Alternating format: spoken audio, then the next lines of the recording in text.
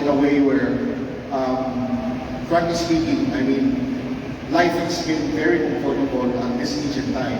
There are still tech and moral problems to think about. So, for example, misinformation, deepfakes.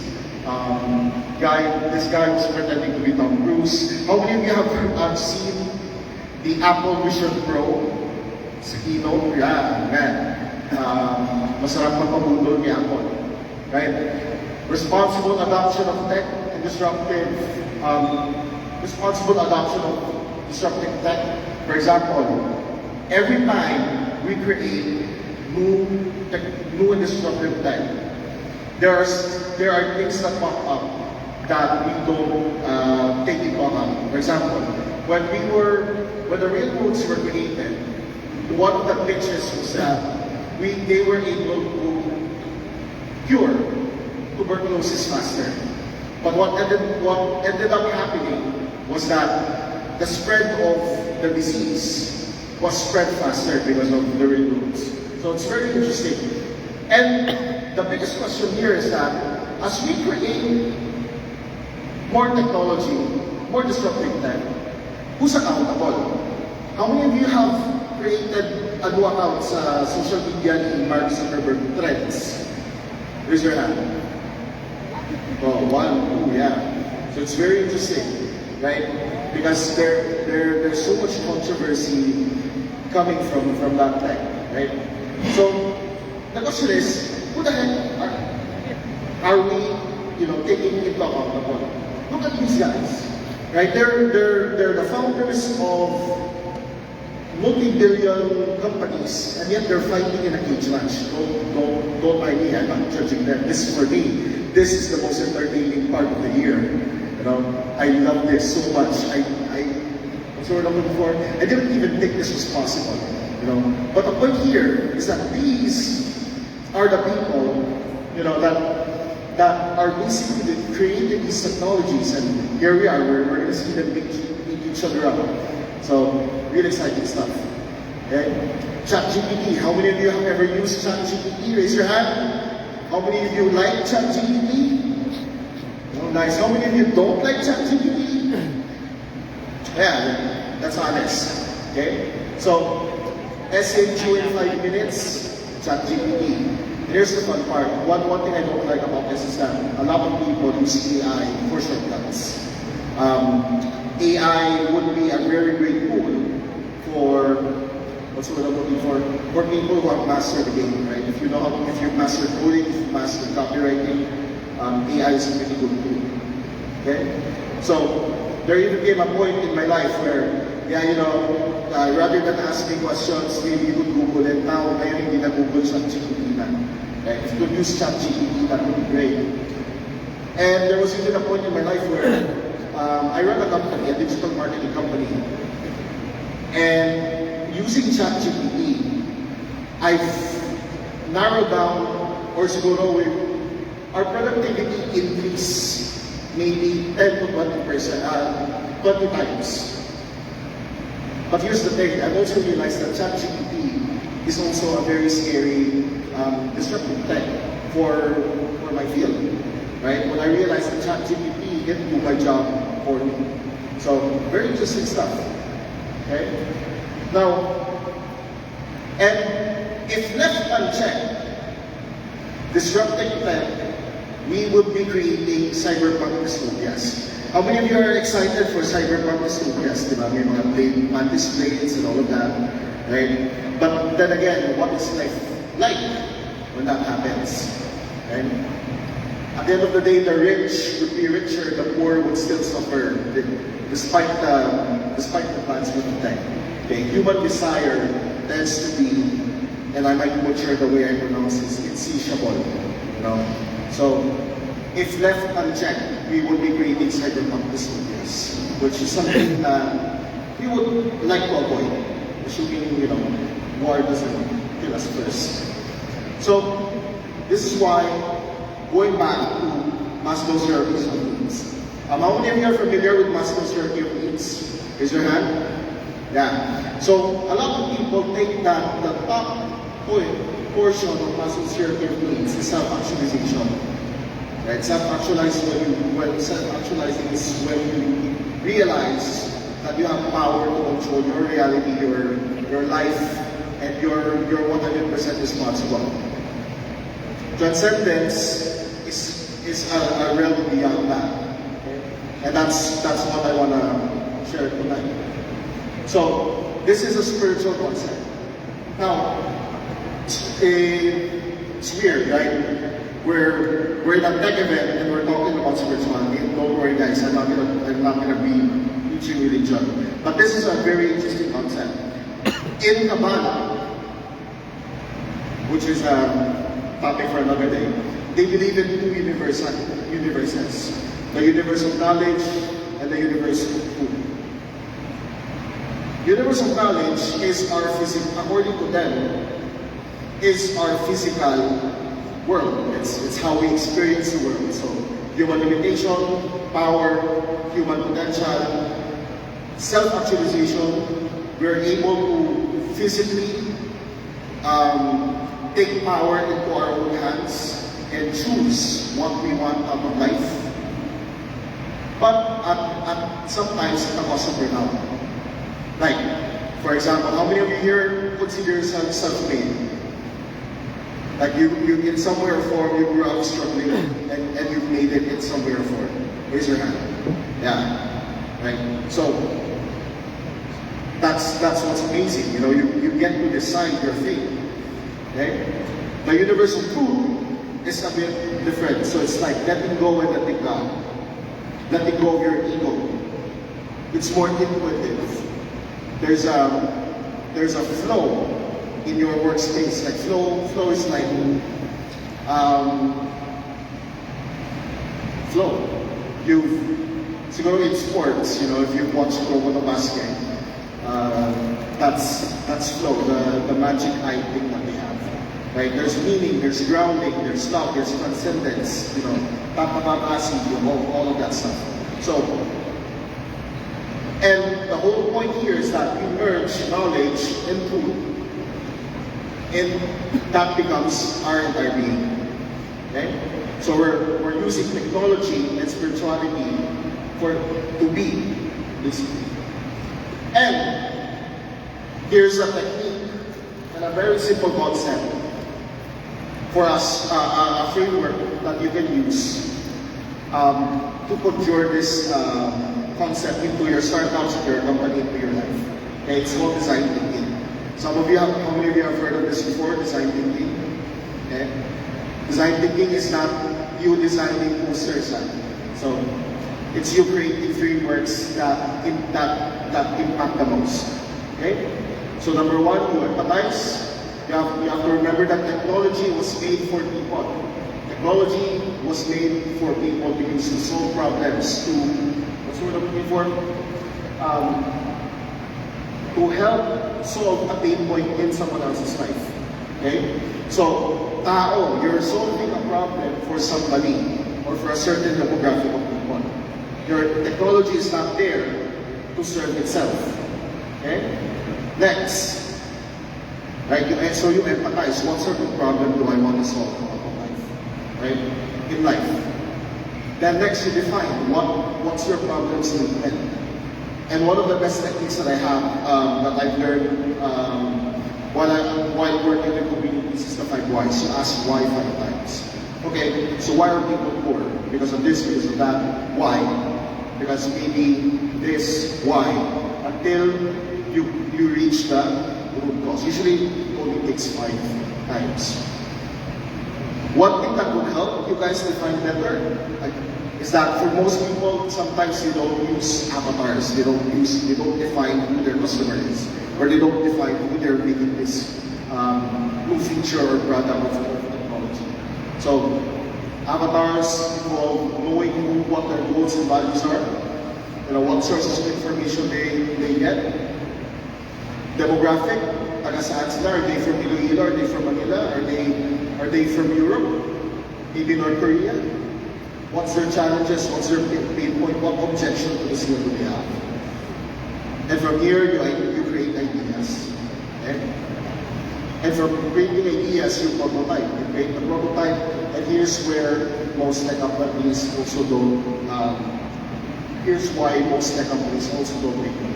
They don't make customer value journeys. A customer value journey is basically how you convert someone who doesn't know what your brand is or what your business is into raving fans who would share your business. But of course, there's earning beyond the floor, right? Like for example, with McDonald's, right? How many of you know what business McDonald's is in? And it's not the burger business, it's real estate. Okay? So, and you test the idea. Now, real life example. So we've created, how has design thinking manifested in our startup? So one of my startups is called CD. So it's not a play on my name, it's what it kind of is. Curriculum by type. So it's a freelance marketplace. And how we got here is that when I was creating one of my other startups, Primoff, it's a digital marketing agency, I found out that number one, how many of you have realized that when you're really good at something, there's just too many clients to accept. Basically, you have a certain capacity only to deliver results, right? So limited, you only have a limited number of clients that you can accept, right? So, and from there, I come to realize that, okay, I can't be selfish here, you know, I can't just be selfish here and not refer or not give others the opportunity to close these high-ticket clients. So what we've decided to create is we've decided to create a freelance marketplace for digital marketing. Well, for most virtual careers, but for now we're starting with digital marketers. And scale, basically. Now, one of the things we've also done is we've partnered with certain organizations.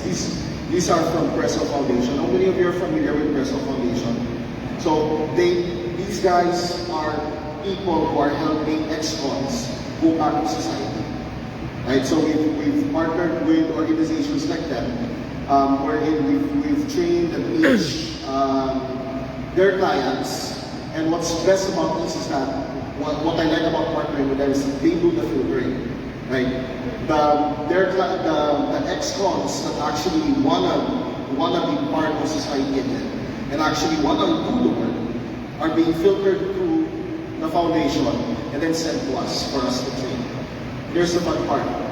Some of their clients have never held laptops before. Some of their clients have never even imagined that it was possible for them to create websites. And it's only possible because of today's technology. Okay? We have partnered with organizations where single moms and mothers who have also never made websites in the past, be able to create websites in less than 2 weeks. So it's a whole new other easy experience. So imagine people deprived of liberty through education and through the marketplace were given jobs through CD. Okay? So, and it's not just these companies, right? I'm going to show you guys some examples of other ways you guys can also do design thinking. So maybe, you know, you could also start using AI to create your ads, or use AI to supplement something that people need. For example, AdCreatives.ai use AI for companies to create paid ads. Or maybe you could leverage what is already existing. GHL is a software company, software as a service company, where they help agencies basically scale and save over $6,000 per month with whatever they have, right? Next, this would also be a very disruptive way. If your startup has the capacity to charge,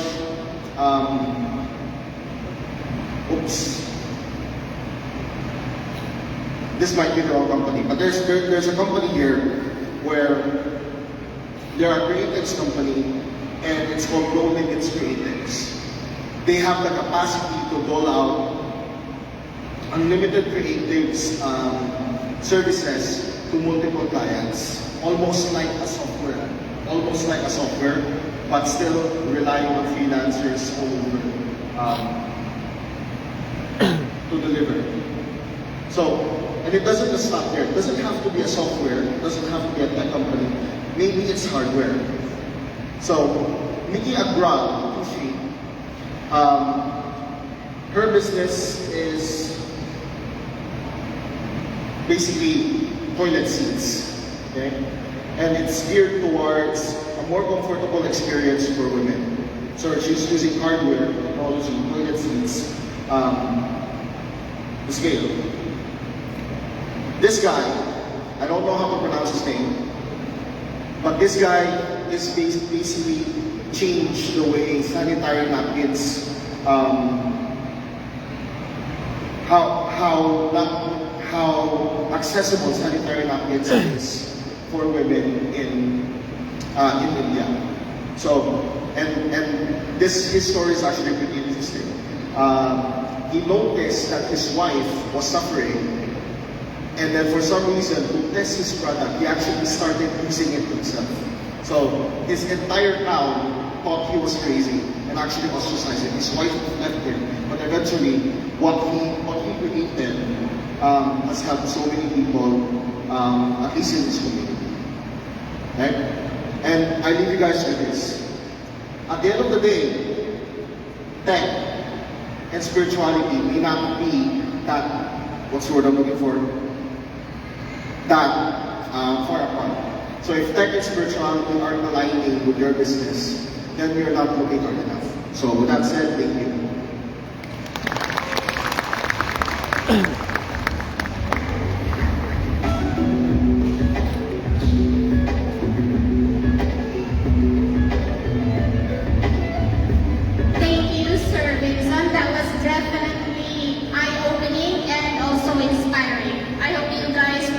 As inspired as I am, hopefully we can all one day call ourselves self-made just like him. Just a quick reminder for participants of Kids Camp, please proceed to the second floor if you haven't yet. And also we have more in store for you. So for now, let me introduce our second speaker. So, our second presenter is best described as a digital nomad and a firm WordPress enthusiast. He founded one of the first Philippine-based WordPress websites, Pinoy Themes, in the early 2000s. Here to present his talk on the history and future of WordPress, please give it up for Mr. George Kevin Paquet.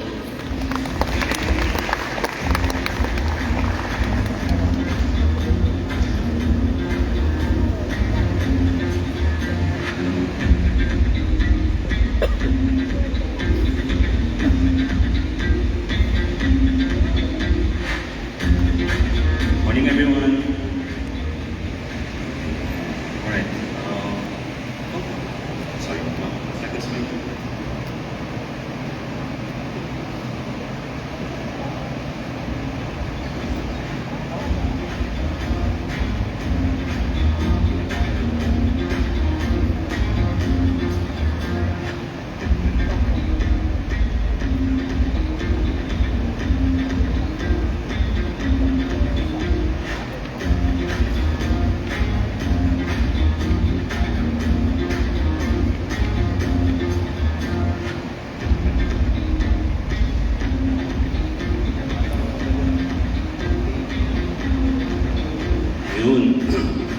Again, good morning, everyone.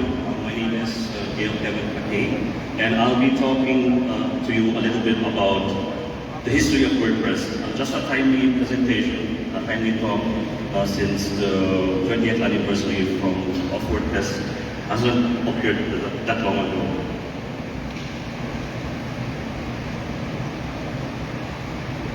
Right, so if you have your mobile devices ready, your laptops, if you have internet, I would like to invite you to join me in this presentation to make it a bit more interactive. Visit menti.com, enter the code 2417-6644. I'll leave that on the screen for a few more seconds before I proceed with the presentation, so that later on, if I need feedback from you guys, we can see the feedback that you input on the screen.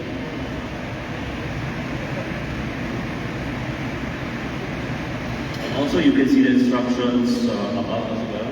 Menti.com 2417-6644. Right?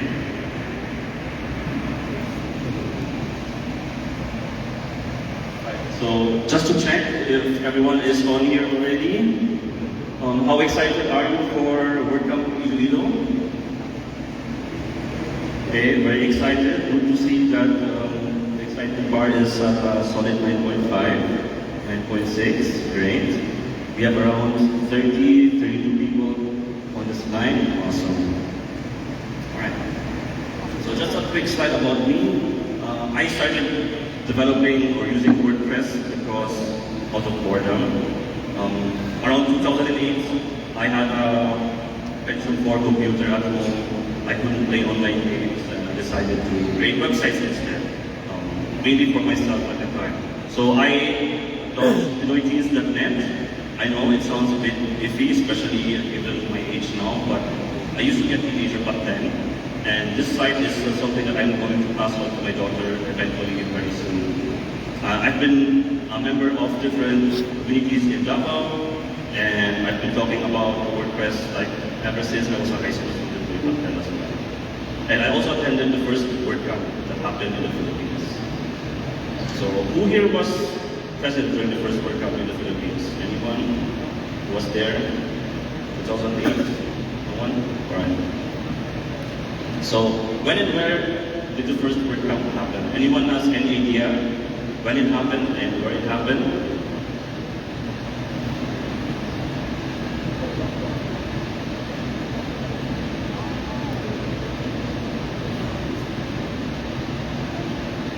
Yes, so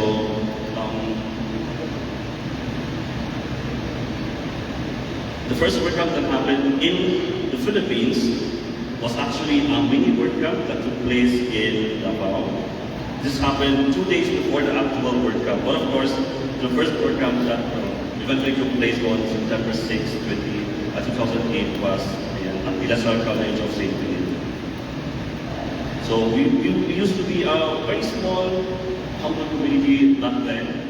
And it's very exciting for me to see that we have grown so much. We have had WordCamps in Manila, in Cebu, in Iloilo, and since 2019, Davao has joined the roster as well as the places where WordCamp have happened here in the Philippines. So, for who of you guys is this the first WordCamp ever? Or have you been to WordCamps in the past? Okay, we have a lot of first timers. Hopefully, the roster of speakers today will give you a good impression of how the community is like in the WordPress scene, right? And from where are you?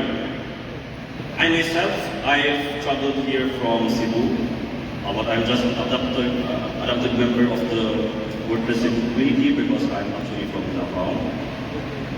So we have people from all over the Philippines, Manila, Bulacan, Bacolod, and of course also from Iloilo as well. So it's really nice to see such a huge community come together and talk and discuss and learn more about WordPress. Now for today's agenda, I'll be taking a look at some of the highlight or notable WordPress releases in the past.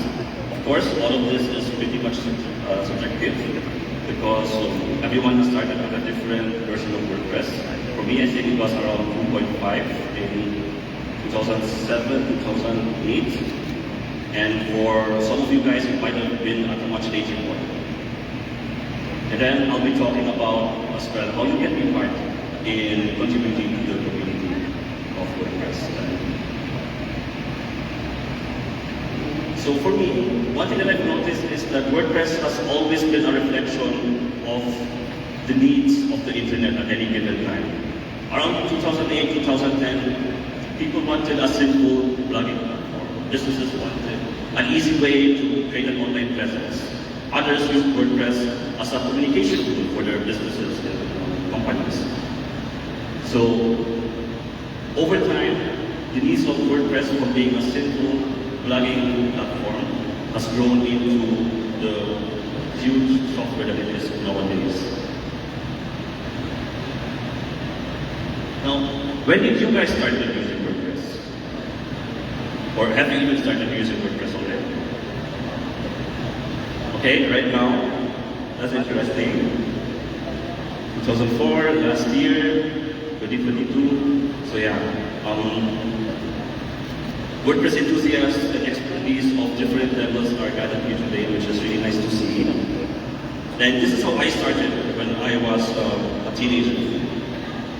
That was my setup when I started developing WordPress websites. And WordPress originated as a fork of a different software actually, way back in 2004, for those who are not familiar with the history. And just like I said, WordPress evolved out of the needs or out of the wants of the people that were behind it. So it looked something like this, the original software that WordPress was based from. And eventually, bit by bit, with every new release of WordPress, more features got added, features that we possibly couldn't live without anymore. Could you imagine having a WordPress website without custom post tags? Or there was a time when you would delete a post and it would be gone forever. There would be a trash bin for it. And there was a time that you even have to manually update your WordPress website as well. Those were, I think, before 2.6 days. So a lot of the quality of life benefits that we have nowadays stem from continuous development and updates of WordPress over the last 2 decades.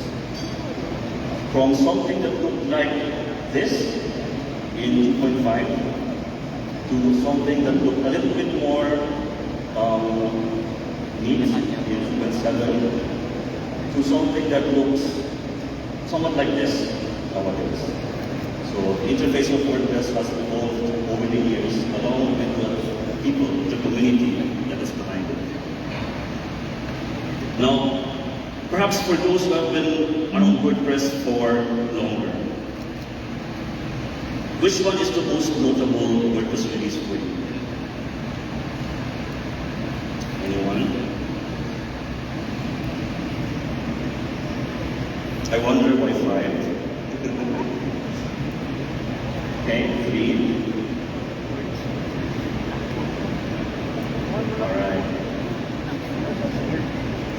So a lot of 5s, probably because of Gutenberg. Now, before all of that happened though, this is how we started. This was the default theme back in the day of WordPress. And over time,